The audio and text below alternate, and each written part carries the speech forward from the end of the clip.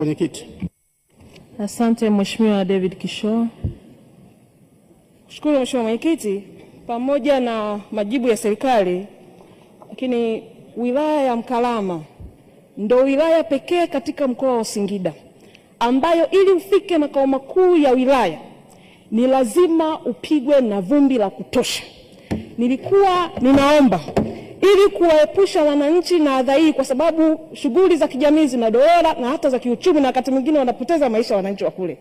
Naomba commitment ya serikali very seriously. Barabara hii inaanza kujengwa lini kama ambavyo imekuwa ikiahidiwa mara zote? Mheshimiwa Mwenyekiti, swali la pili.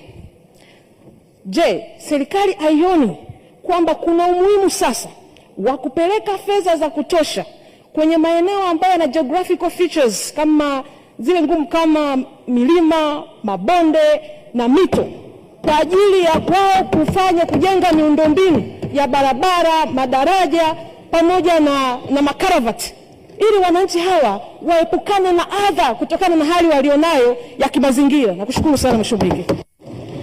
Majibu Mheshimiwa Naibu Waziri.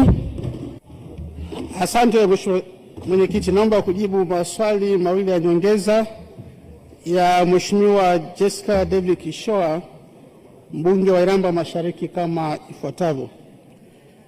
Mheshimiwa Mwenyekiti, kwanza nimhakikishie Mheshimiwa mbunge kwamba kwa kutambua hilo, serikali iliona pia ni lazima kuna umuhimu wa kuanza mjini pale Nduguti, tukiwa tunakuja Singida mjini kuanzia pale Iguguno.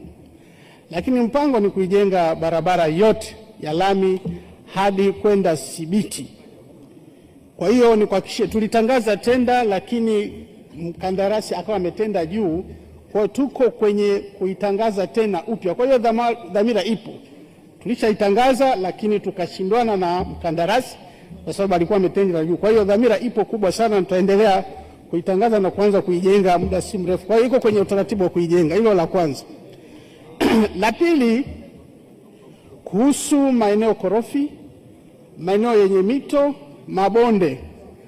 Mheshimiwa Mwenyekiti, kama kuna kitu tumefanya Tanzania na katika Wizara ya Ujenzi ni pale ambapo Mheshimiwa Dkt. Samia Suluhu Hassan, Rais wa Jamhuri ya Muungano wa Tanzania, na hasa kutokana na changamoto tuliyoipata, alipoamua kutafuta fedha zaidi ya bilioni 500 kwa ajili ya kujenga madaraja, kujenga makaravati, lakini na maeneo yote yenye mabonde ambayo ilikuwa nakwamisha kupeleka hizo fedha. Na Mheshimiwa Mwenyekiti, ni kati ya mradi mkubwa ambao wale ambao maeneo hayo yamepitiwa nafahamu. Tumejenga madaraja mengi, tumeondoa changamoto ya milima ambako ilikuwa inaporomoka, tumeijenga na tunaendelea kukamilisha. Mwisho wa mwezi huu ndo deadline. Madaraja zaidi ya 81 yamejengwa.